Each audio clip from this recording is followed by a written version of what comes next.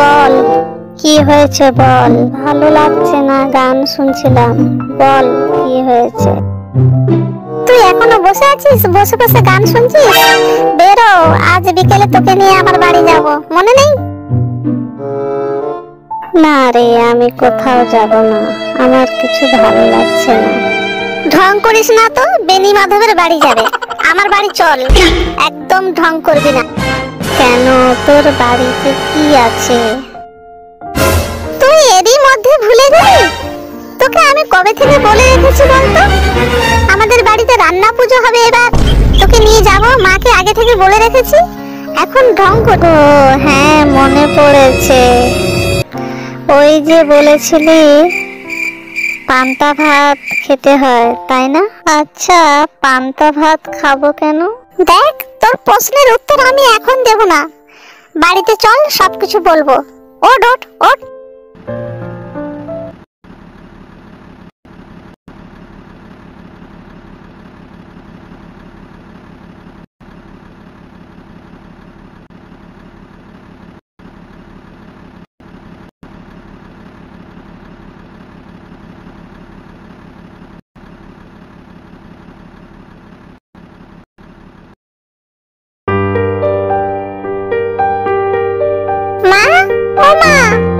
ইমন এসেছে আমার সঙ্গে। কই রান্না হলো? কি কি রান্না করেছো মা? এই তো হয়ে এসেছে, পায়েসটা করছি, এই পায়েস হয়ে গেলে রান্না শেষ হবে।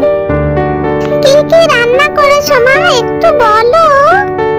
মা এই তো খিচুড়ি, লাবড়া, পাঁপড় ভাজা, বেগুন ভাজা, সেদ্ধ ভাত, নিরামিষ তরকারি, আর শেষে এই পায়েস হচ্ছে।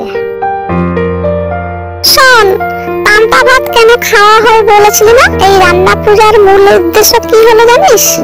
এই যে বিশ্বকর্মা পূজা, তার আগের দিন এই রান্নাগুলো করে নিতে হয়, কেননা পরের দিন বিশ্বকর্মাতে ওই যন্ত্রপাতিগুলো বিশ্রাম পায় এবং ওই যন্ত্রপাতিগুলোকে পূজা করা হয়, সেই জন্য আগের দিন সব রান্না কমপ্লিট করতে হয়, পরের দিন